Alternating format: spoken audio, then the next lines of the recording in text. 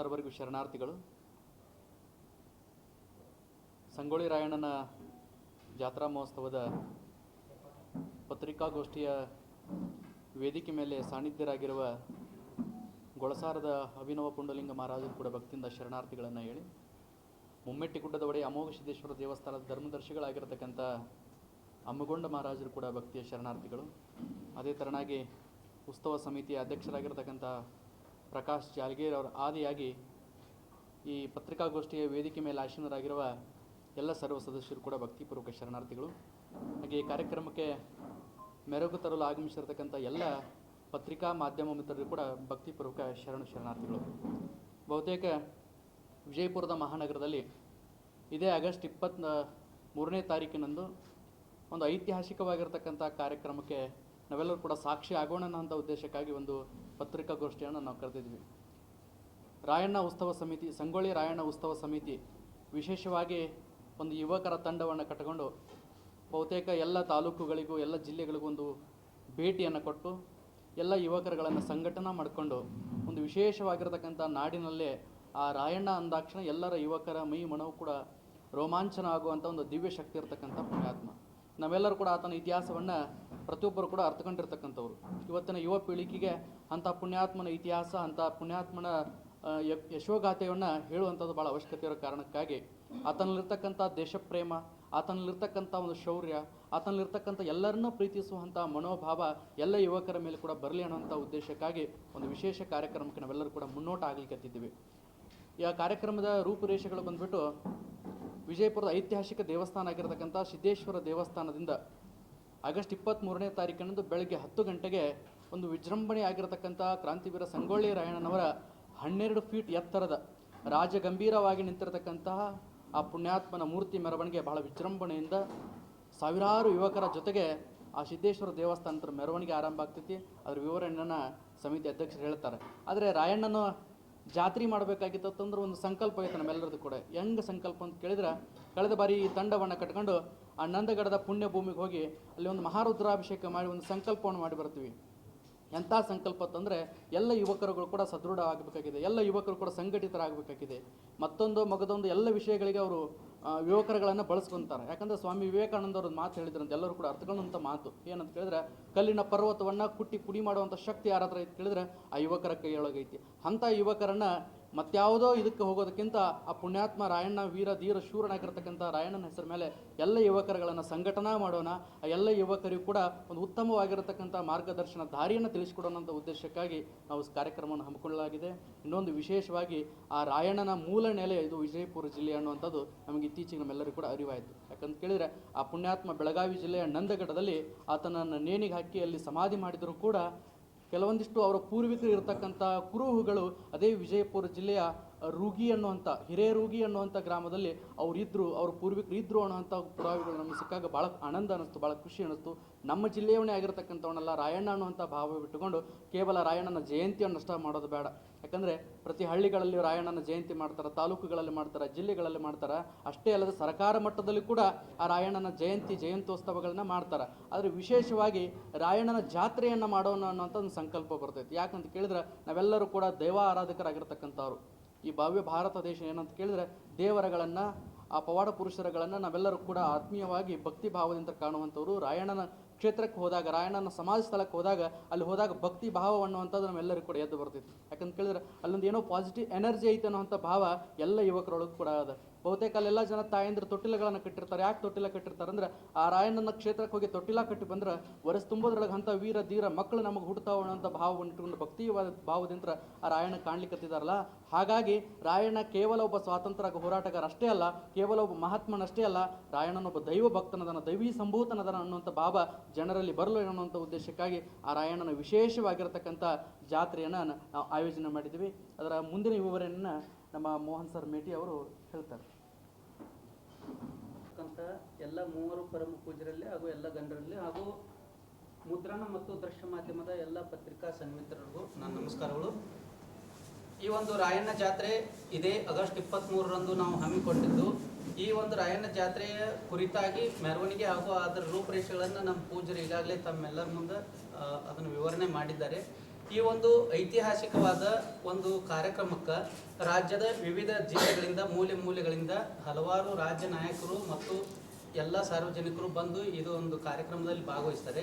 ಇದೊಂದು ಪಕ್ಷಾತೀತವಾದ ಮತ್ತು ಜಾತ್ಯತೀತವಾದ ನಿಲುವನ್ನು ಹೊಂದಿದ, ದೇಶಭಕ್ತಿ ಮತ್ತು ನಾಡ ಭಕ್ತಿಯ ಮಿಡಿತವನ್ನು ಹೊಂದಿದ ಸಮಾನ ಮನಸ್ಸುಗಳು ಎಲ್ಲ ಸೇರಿ ಮಾಡಿದ ಕಾರ್ಯಕ್ರಮ ಇದಾಗಿದ್ದು, ಈ ಕಾರ್ಯಕ್ರಮಕ್ಕೆ ರಾಜ್ಯದ ಮಹಿಳಾ ಆಯೋಗದ ಅಧ್ಯಕ್ಷರಾದ ಡಾಕ್ಟರ್ ನಾಗಲಕ್ಷ್ಮಿ ಚೌಧರಿ ಅವರು ಬಂದು ಮಹಿಳಾ ಸಬಲೀಕರಣದ ಕುರಿತಾಗಿ ನಮ್ಮೆಲ್ಲ ಯುವಕರಿಗೆ ಒಂದು ಸಂದೇಶವನ್ನು ನೀಡಲಿದ್ದಾರೆ. ಅದರ ಜೊತೆಗೆ BMTC ಉಪಾಧ್ಯಕ್ಷರಾದ ಸಹೋದರ ನಿಕೇತರಾಜ್ ಮೌರ್ಯರವರು ಕೂಡ ಈ ಕಾರ್ಯಕ್ರಮಕ್ಕೆ ಆಗಮಿಸಿ ಅವರು ಕೂಡ ಸಂಗೊಳ್ಳಿ ರಾಯಣ್ಣನ ಬಗ್ಗೆ ಮತ್ತು ಸಮಾಜ ಸಂಘಟನೆ ವಿಷಯವಾಗಿ ಮಾತನಾಡಲಿದ್ದಾರೆ. ಅದರ ಜೊತೆಗೆ ಹಾಸನ ವಿಶ್ವವಿದ್ಯಾಲಯದ ಸಿಂಡಿಕೇಟ್ ಸದಸ್ಯರಾದ ಆನೇಕಲ್ ದೊಡ್ಡಯ್ಯರವರು ಬಂದು ಅಹಿಂದ ಸಂಘಟನೆ ಮತ್ತು ರಾಜಕೀಯ ಸವಾಲುಗಳ ಕುರಿತಾಗಿ ಅವರು ಕೂಡ ಮಾತನಾಡಲಿದ್ದಾರೆ.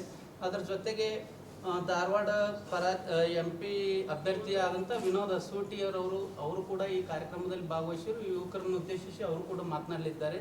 ಅದರ ಜೊತೆಗೆ ಕರ್ನಾಟಕ ರಾಜ್ಯ ಪ್ರಾಥಮಿಕ ಶಾಲಾ ಶಿಕ್ಷಕರ ಸಂಘದ ರಾಜ್ಯಾಧ್ಯಕ್ಷರಾದ ಸಹೋದರ ಚಂದ್ರಶೇಖರ್ ನುಗ್ಲಿ ಅವರು ಕೂಡ ಈ ಕಾರ್ಯಕ್ರಮದಲ್ಲಿ ಭಾಗವಹಿಸಿ ಸಮುದಾಯದಲ್ಲಿ ಶಿಕ್ಷಣ ಪಾತ್ರ ಮತ್ತು ಇತರೆ ವಿಷಯಗಳ ಕುರಿತು ಅವರು ಕೂಡ ಚರ್ಚಿಸಲಿದ್ದಾರೆ.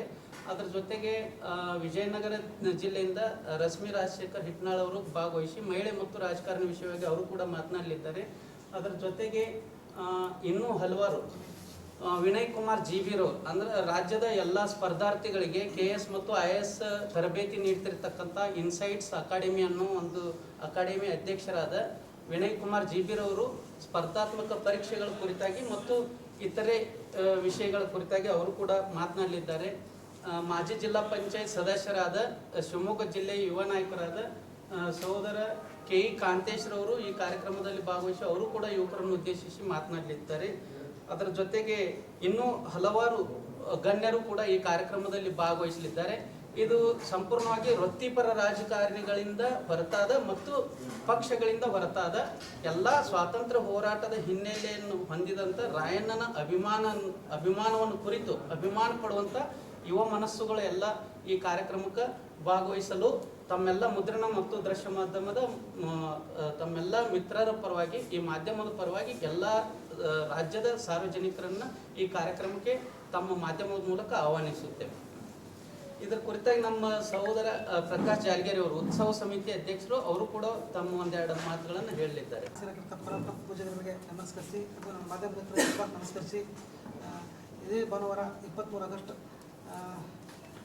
ರವಿವಾರದಂದು ಐತಿಹಾಸಿಕ ಗುಮ್ಮಟ ನಗರಿಯಲ್ಲಿ ರಾಯಣ್ಣ ಉತ್ಸವ ಸಮಿತಿ ವತಿಯಿಂದ ರಾಯಣ್ಣ ಜಾತ್ರೆ ಕಾರ್ಯಕ್ರಮ ಹಮ್ಮಿಕೊಂಡಿದ್ದು, ಈ ಕಾರ್ಯಕ್ರಮವನ್ನು ಸುಂದರ ಭವ್ಯವಾದ ಮೆರವಣಿಗೆಯೊಂದಿಗೆ ರಾಯಣ್ಣನ ಮೂರ್ತಿಯವರ 12 ಅಡಿ ಭವ್ಯ ಮೂರ್ತಿಯೊಂದಿಗೆ ಡೊಳ್ಳು ಕುಣಿತ ಹಾಗೂ ಗೊಂಬೆ ಕುಣಿತಗಳ ಭವ್ಯ ಮೆರವಣಿಗೆಯೊಂದಿಗೆ ಗಾಂಧಿ ಚೌಕ್ ಮಾರ್ಗವಾಗಿ ಮತ್ತು ಬಸವ ಸರ್ಕಲ್ ಮಾರ್ಗವಾಗಿ ಅಂಬೇಡ್ಕರ್ ಸರ್ಕಲ್ ಮಾರ್ಗವಾಗಿ ಮತ್ತು ಕನಕದಾಸ ಸರ್ಕಲ್ ಮಾರ್ಗವಾಗಿ ದರ್ಬಾರ್ ಹೈಸ್ಕೂಲ್ ಮೈದಾನದವರೆಗೆ ಬಂದು ಆ ವೇದಿಕೆಯಲ್ಲಿ ಒಂದು ಭವ್ಯ ವೇದಿಕೆ ಇರುತ್ತದೆ. ಯುವ ನಾಯಕತ್ವದ ಒಂದು ವೇದಿಕೆ ಇರುತ್ತೆ. ಆ ಕಾರ್ಯಕ್ರಮದಲ್ಲಿ ಎಲ್ಲ ಯುವ ಜಿಲ್ಲೆಯಾದ್ಯಂತ ಮತ್ತು ಕರ್ನಾಟಕ ರಾಜ್ಯದ ಯುವ ನಾಯಕರು ಬರ್ತಾ ಇದ್ದಾರೆ.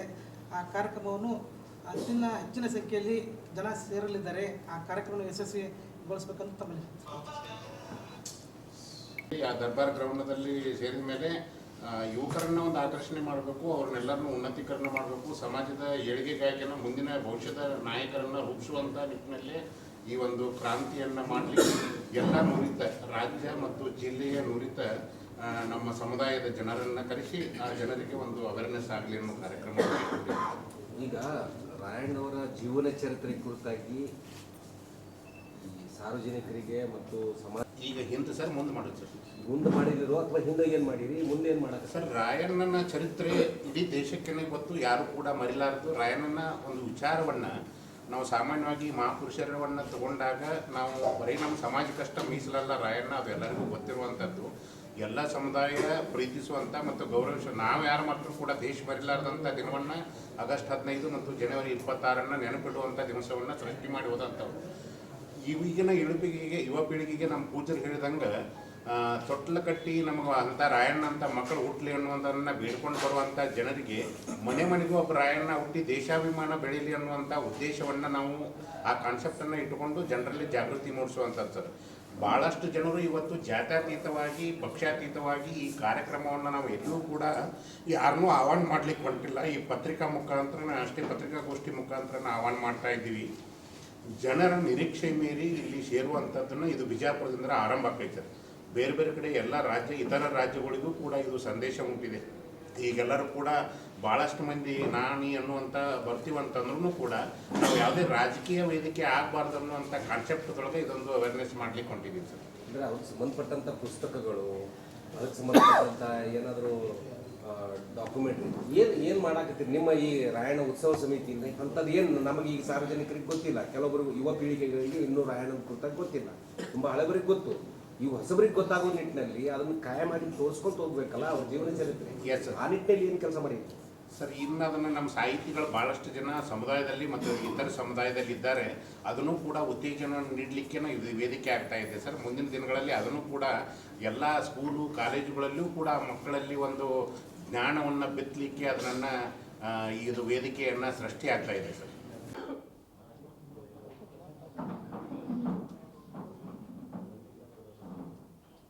ಓಕೆ ಸರ್, ಸ್ಟಾರ್ಟ್ ಮಾಡೋಣ.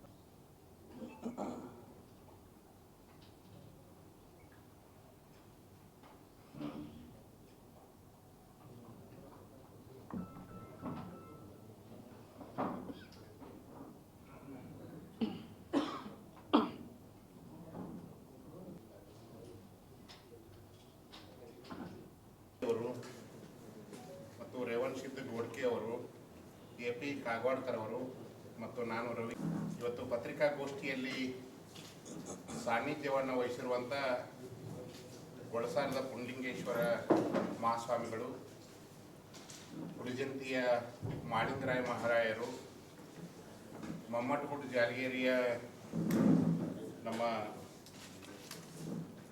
ಹಮಗೊಂಡ ಮಹಾರಾಯರು, ನಮ್ಮ ಉತ್ಸವ ಸಮಿತಿಯ ಅಧ್ಯಕ್ಷರಾದಂಥ ಪ್ರಕಾಶ್ ಜಾಲಗೇರಿ ಅವರು, ಪದಾಧಿಕಾರಿಗಳಾದಂಥ ಮೋಹನ್ ಮೇಟಿ ಅವರು, ನಾಗಪ್ಪಣ್ಣ ಶಿವೂರ್ ಅವರು, ರಾಹುಲ್ ಔರಂಗಾಬಾದ್ ಅವರು, ಶ್ರೀಕಾಂತ್ ಸಂಗೋಗಿ ಅವರು ಮತ್ತು ನಮ್ಮ ರಾಜು ಕಗ್ಗೋಡ್ ಅವರು, ಖರ್ಚು ವೆಚ್ಚ ಏನು ಸರ್? ಹೆಂಗೆ ನಾವೇ ಎಲ್ಲರೂ ಕೂಡ ಹೇಳಿ ಪೂಜಾರಿ